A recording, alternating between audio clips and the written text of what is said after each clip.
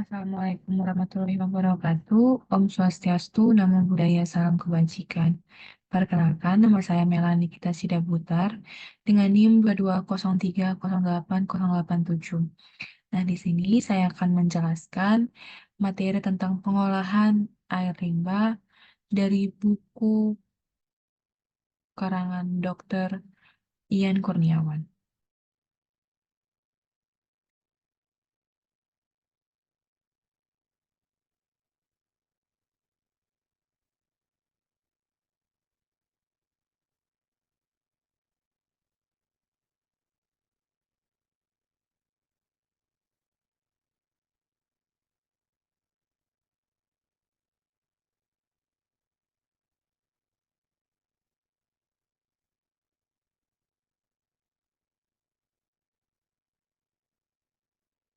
Baik, sebelum mulai ke materi, mari kita lihat dulu gambar yang tertera di dalam layar. Menurut kita semua, menurut teman-teman sekalian, apa yang terlintas dalam diri kalian ketika melihat gambar ini? Nah, untuk mengetahui jawaban yang lebih lengkap dan detail, mari kita lanjut saja ke materinya. Yaitu, air limbah adalah air yang sudah terkontaminasi atau tercemar oleh berbagai zat dan materi yang dibuang ke dalam saluran pembuangan. Nah, jenis air limbah itu ada dua, yaitu limbah domestik dan limbah industri. Nah, limbah domestik itu sendiri adalah limbah yang berasal dari rumah tangga, yaitu contohnya air cucian beras, air cucian sayur, dan juga air dari kamar mandi.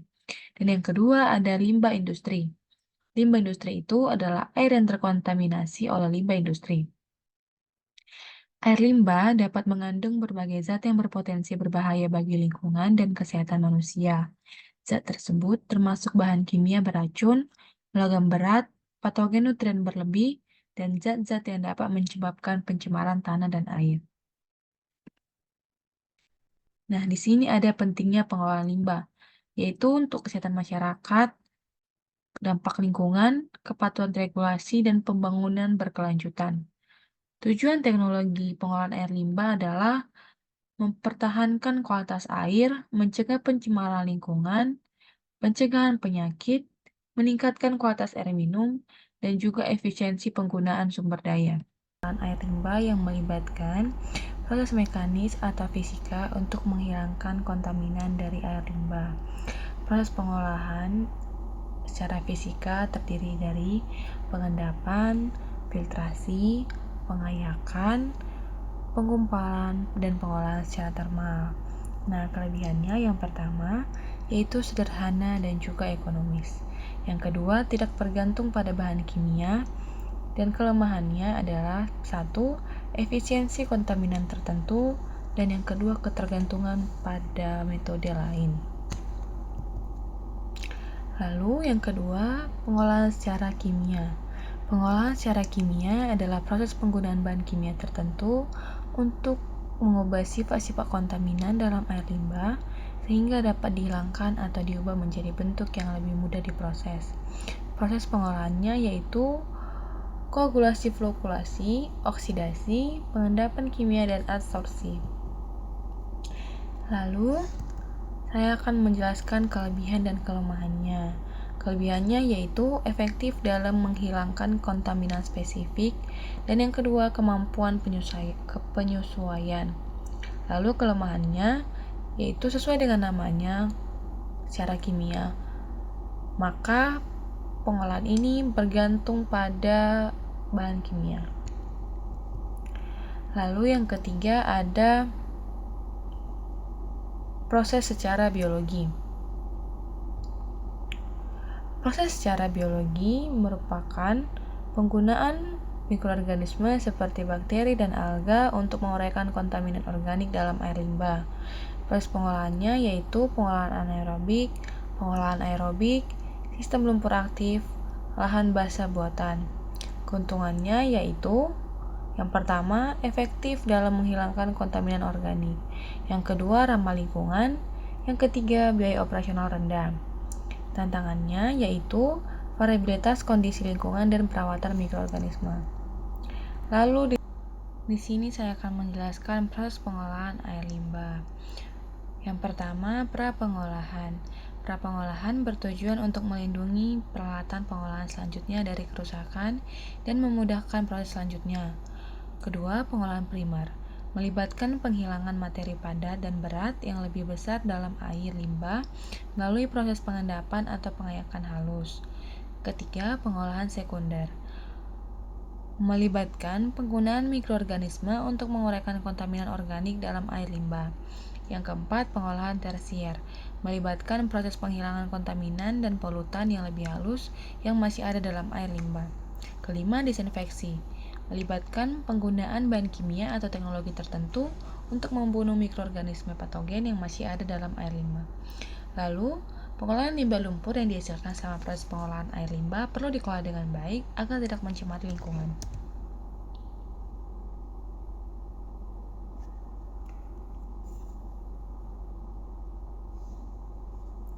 Lalu di sini saya akan menjelaskan teknologi-teknologi pengolahan air limbah. 1. Reaktor biologi tetap atau fixed film reactor. Dapat kita lihat di gambar. Prinsip utama dari reaktor biologi tetap adalah penggunaan media yang terpasang sebagai tempat penempelan dan pertumbuhan mikroorganisme. Manfaat reaktor biologi tetap yaitu 1. Efisiensi pengolahan yang tinggi, 2. Stabilitas operasional, 3. Toleransi terhadap variabilitas beban, 4. Pengurangan ukuran reaktor.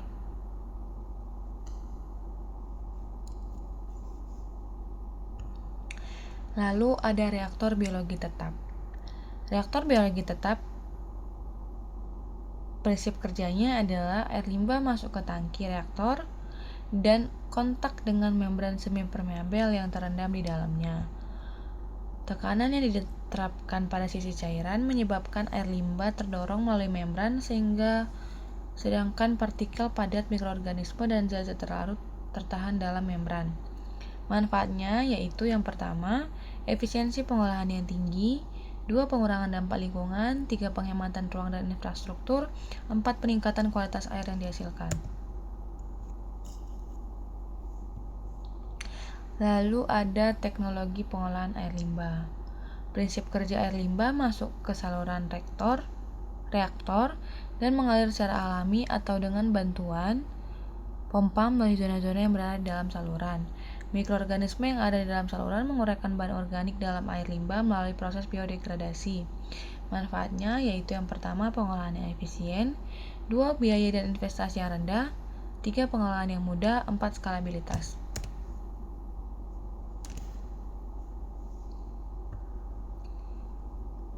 Lalu penggunaan sistem pengolahan terpusat. Sistem pengolahan terpusat juga dikenal sebagai Centralized Treatment System, yaitu pendekatan dalam pengolahan air limbah yang melibatkan penampungan dan pengolahan air limbah dari berbagai sumber di suatu wilayah dalam suatu lokasi sentral. Manfaatnya yang pertama, efisiensi dan konsistensi pengolahan, kedua, pengendalian pencemaran lingkungan, ketiga, optimalisasi penggunaan sumber daya, dan keempat, penghematan daya. Lalu ada hybrid membran. Ini adalah teknologi yang menggabungkan berbagai jenis material membran untuk meningkatkan kinerja pemisahan dalam berbagai aplikasi. Membran hibrida menggabungkan keunggulan dari masing-masing jenis material membran seperti selektivitas, kekuatan mekanik, dan stabilitas kimia untuk memberikan hasil yang lebih baik dalam pemisahan. Manfaatnya yang pertama, peningkatan kinerja pemisahan dan fleksibilitas dalam keandalan. Lalu kesimpulannya, yang kita dapat dari materi ini adalah teknologi efisien dan berkelanjutan penting untuk menghadapi perubahan iklim, keterbatasan sumber daya, dan kebutuhan pembangunan jangka panjang. Pengembangannya didorong oleh penipisan sumber daya, krisis lingkungan, serta tuntutan peningkatan kualitas hidup dan daya ekonomi. Manfaatnya mencakup pengurangan emisi, efisiensi energi, penurunan biaya produksi, lingkungan lebih bersih, dan peningkatan inovasi industri. Tantangan utama meliputi keterbatasan pendanaan, teknologi, regulasi yang belum mendukung, serta rendahnya kesadaran masyarakat. Dan yang terakhir, percepatan transisi memerlukan dukungan riset, kebijakan yang jelas, intensif penggunaan teknologi ramah lingkungan, dan edukasi publik. Demikian materi yang dapat saya sampaikan. Sekian dan terima kasih.